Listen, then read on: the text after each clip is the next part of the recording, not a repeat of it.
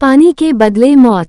मैं आज जो आपको किस्सा सुनाने जा रहा हूँ वो आज से 10 साल पहले मेरे साथ घटी। दोस्तों, आपने सुना होगा कि रात को पानी पास रखकर सोना चाहिए। ये मेरी कहानी पानी पर आधारित है। आज से 10 साल पहले मैं अपने मामा के यहाँ जैसलमेर गया। वहाँ जाकर पता चला कि यहाँ तो 2 साल से अकाल पड़ा है और पानी लेने के लिए 5 किलोमीटर जाना पड़ता है। मामा मामी से मिलने के बाद मेरे मामा का लड़का और मैं पानी लेने के लिए चल पड़े। रास्ते में पैदल चलते हुए थक गए थे और एक जगह बैठ गए। तब उसने एक किस्सा सुनाया कि पिछले साल पानी की वजह से एक औरत का बच्चा रो रहा था और वो काफी बीमार था, इसलिए वो पानी मांगने हमारे गांव में आई, लेकिन उसको किसी ने पानी नहीं दिया। जब वो वापस लौट रही थी तो रास्ते में उसको ठाकुर के घर पर पानी दिखा तो उसने बिना पूछे पानी पीने की कोशिश की। जब उसको ठाकुर ने देखा तो वो गुस्से से आग बबूला हो गया और कुदाली लेकर उस औरत की तरफ दौड़ा। उस औरत ने भागने की कोशिश की लेकिन वो गिर गई। ठाकुर ने बिना आफताब देखे कुदाली से उस औरत की हत्या कर दी। उसके एक दिन बाद उस बच्चे की भी बिना पानी के मौत हो गई। कुछ दिनों बाद खबर आई कि उसी कुदाली से ठाकुर को भी किसी ने मार दिया और धीरे धीरे उसके पूरे परिवार को किसी अनजानी ताकत ने मौत के घाट उतार दिया।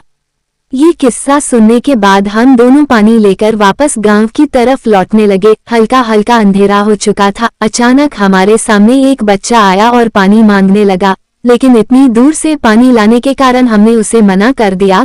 घर पहुंचकर मैंने खाना खाया और पेड़ के नीचे पलंग पर सो गया। अचानक रात को वही बच्चा मेरे सामने आया और पानी मांगने लगा। मैंने ध्यान नहीं दिया और गुस्से से उसे कहा कि चले जाओ, और मेरे सामने वो औरत दिखाई दी। अचानक मैं उठ गया और देखा वहाँ कोई नहीं था। मैंने सोचा कोई सपना आया होगा।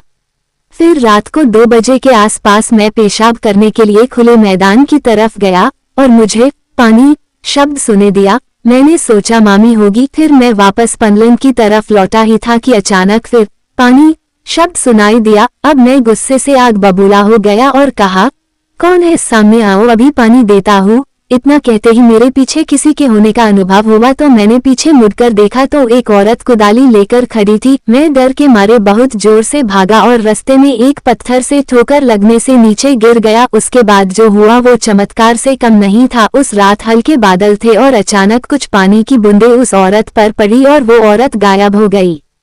मैं अपनी जान बचाने के लिए प्रभु को धन्यवाद देने लगा। अगले दिन ही सुबह जल्दी 5 बजे मैंने अपने घर मकराना जाने की ठान ली। मैं अपने मामा मामी को बिना बताए निकल पड़ा। स्टेशन पर पहुंचा और बैठे हुए मैंने देखा कि बच्चा रो रहा था। मैं घबरा गया लेकिन वो औरत पास आई और पानी मांगने लगी। मेरे को पानी चाहिए था लेकिन मैंने अपनी बोतल से उस औरत और बच्चे को पानी पिला दिया। उसके बाद रेल आ गई और मैं अपने घर पहुंच गया। उसके बाद से मैं हमेशा पानी अपने पास रखकर सोता हूँ। मित्रों, आपको मेरा ये अनुभव कैसा लगा? अपने महत्वपूर्ण कमेंट के जरिए बताना ना भूले।